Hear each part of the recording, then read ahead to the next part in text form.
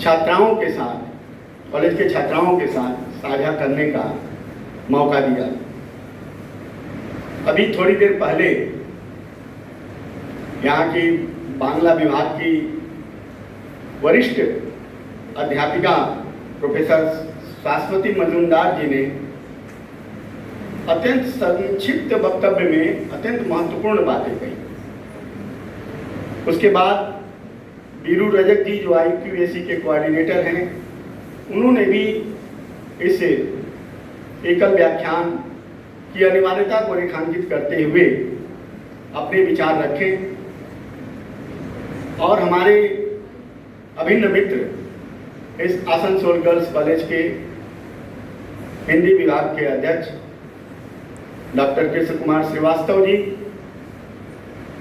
ने अभी विषय प्रवर्तन करते हुए जिन महत्वपूर्ण बातों की तरफ इशारा किया, मैं भी उसको अपने वक्तव्य में समेटने का प्रयास करूंगा और खास तौर से विद्यार्थियों से अनुरोध करूंगा इसे वह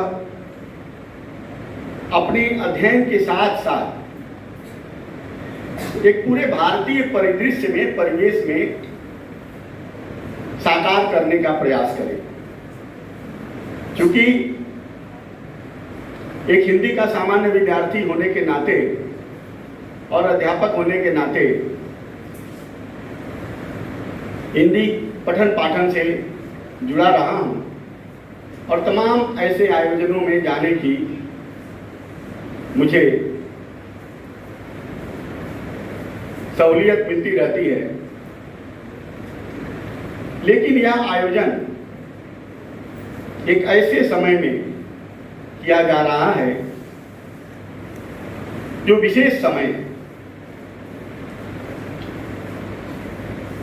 विशेष समय जब मैं कहता हूं तो इसलिए कह रहा हूं कि आज जिस प्रकार से भाषा की राजनीति, जिसका जिक्र आदरणीय श्रीवास्तव जी ने भी किया, एक अलग तरीके से चल रही है, उस बीच जो विभिन्न भारतीय भाषाओं में पहनापा है उसे रेखांकित करना आज के समय की एक अनिवार्य जरूरत है। मुझे खुशी है कि एक ऐसे महाविद्यालय में मैं अपनी बातें साझा कर रहा हूं। खासतौर से सभी विभागों के बारे में मेरी जानकारी नहीं है, लेकिन यहाँ के हिंदी विभाग के बारे में जितना जानता हूं, अपने विभाग की सारी बच्चियों को वह अपना परिवार मानता है। इसका प्रमाण मैं पूजा पाठक के रूप में भी देखता हूं और कुछ दिन पहले जो यहाँ की अध्यापिका हैं, ये यहीं की छात्रा भी रही है। अभी कुछ दिन पहले एक व्याख्यान हुआ था, मैंने फेसबुक पर देखा था, नीलू ठाकुर नाम था संभवतः, है ना। वो बच्ची आई थी और यहीं से पढ़ी है, अपने कर्म क्षेत्र में कार्य कर रही है, लेकिन उसे जिस प्रकार आप सबने सम्मान दिया, तो यह परस्पर एक परिवार के रूप में इस महाविद्यालय की छात्राओं को जो सौभाग्य मिला है, उसी क्रम से जोड़ते हुए मैं अपनी बात आगे बढ़ाते हुए कि किस प्रकार भारतीय भाषाओं के बीच जो बहनापा है उसे हिंदी समेटे हुए है या किस प्रकार परस्पर एक दूसरे से संबंधित है। इस पर बात करने से पहले मैं थोड़ा समझाने के लिए मैं सभी से आग्रह करूंगा कि सभी अपने अपने माँ और मौसी को याद कर लें। सभी बच्चियों से माँ और मौसी क्यों कह रहा हूं, इसलिए कि आपकी जो माँ है और आपकी मौसी है, दोनों बहन हैं, और विषय भी क्या है, भारतीय भाषाओं का बहनापा और हिंदी। मैं अभी देख पा रहा हूँ कि माँ और मौसी का नाम लेते ही लगभग सभी बच्चियों के चेहरे कुछ खिल गए।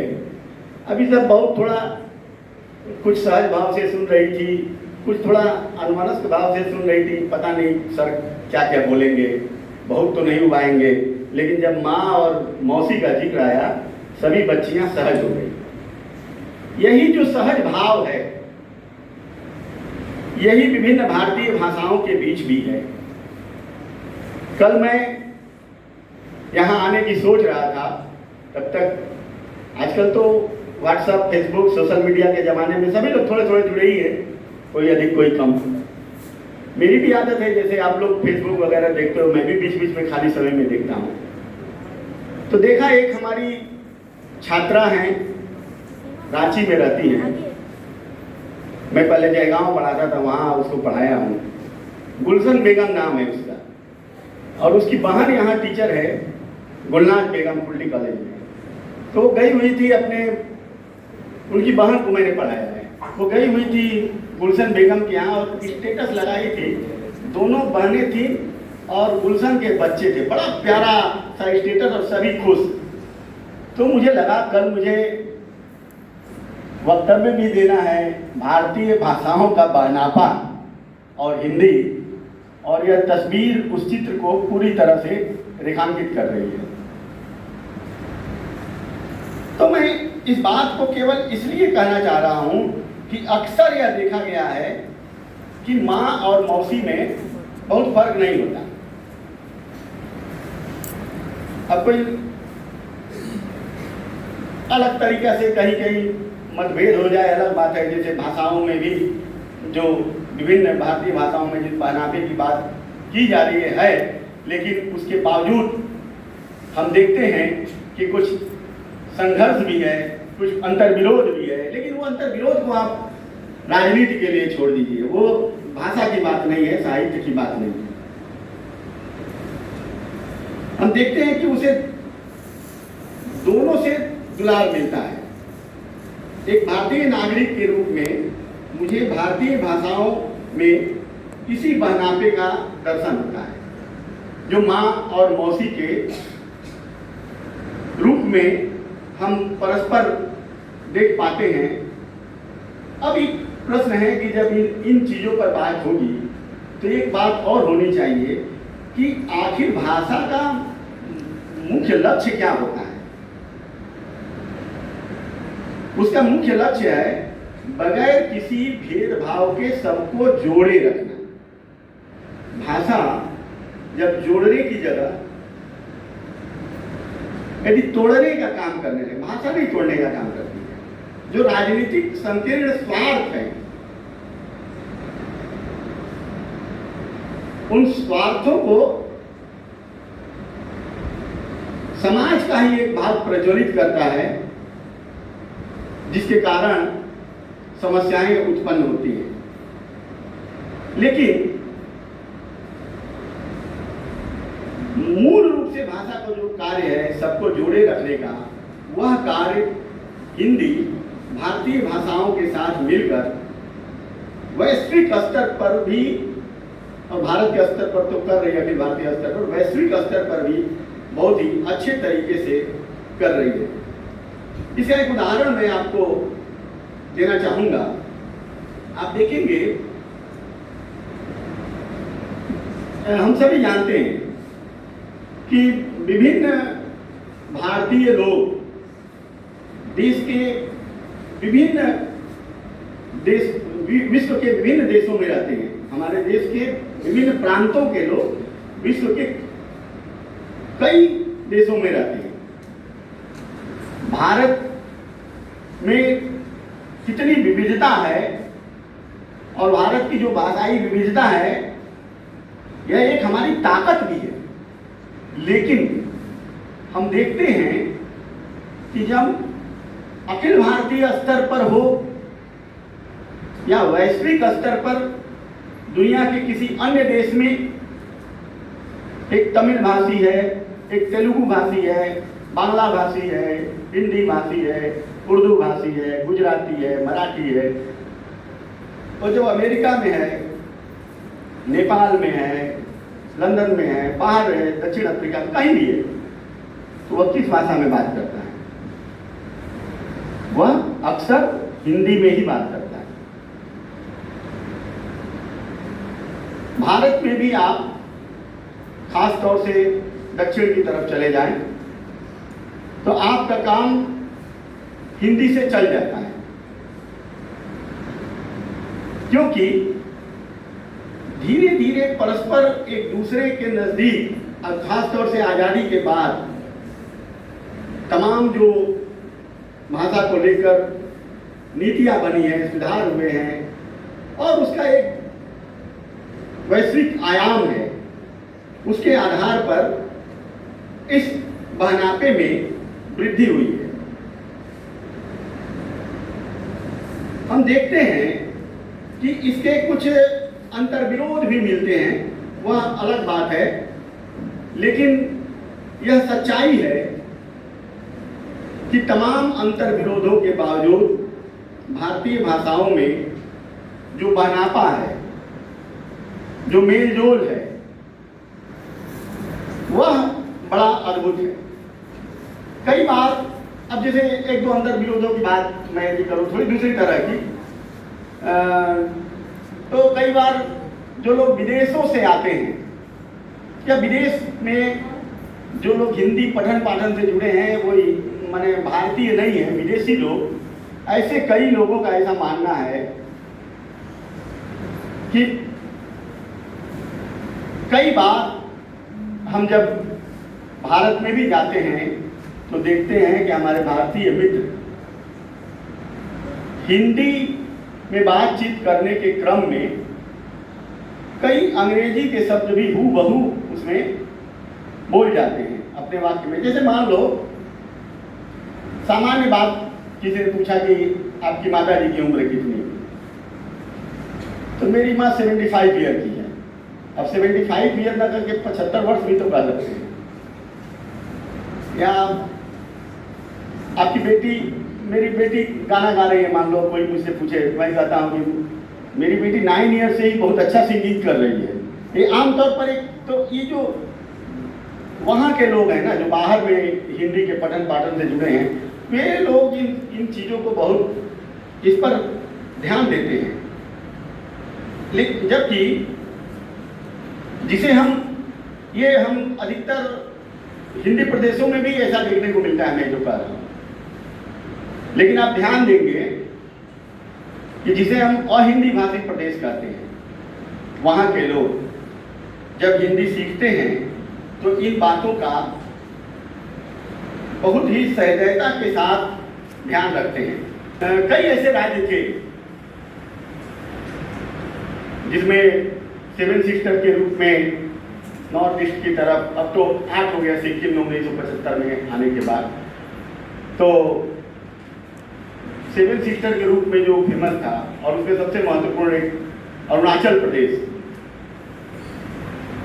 आज वहाँ भी वहाँ के स्थानीय बोलियों को बोलने वाले तमाम तरह की स्थानीय बोलियाँ भी हैं, वहाँ की भाषाएं भी हैं, लेकिन वहाँ के लोग हिंदी के साथ अब धीरे धीरे बहुत घुल मिल गए।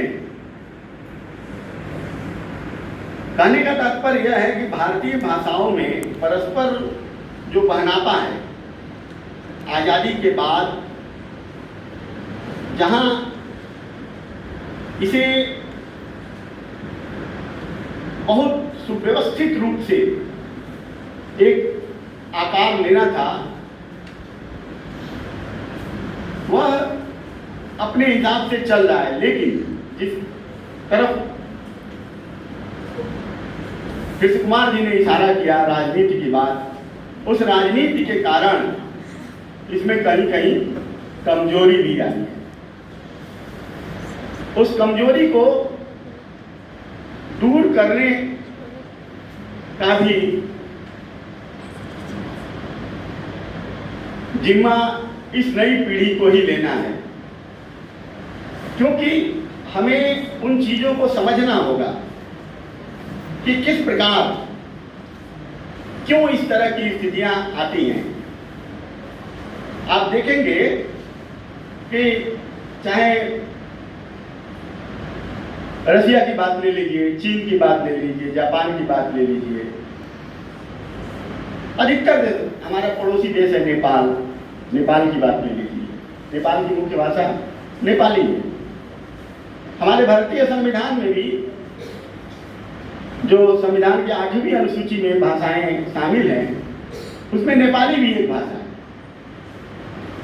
लेकिन हम देखेंगे कि विभिन्न देशों के लोग, लेकिन हम अक्सर हिंदी वाले न केवल उसकी आलोचना करते हैं, बल्कि कोई और आलोचना करे तो उसमें भी हाँ में हाँ मिलाते हैं और उसको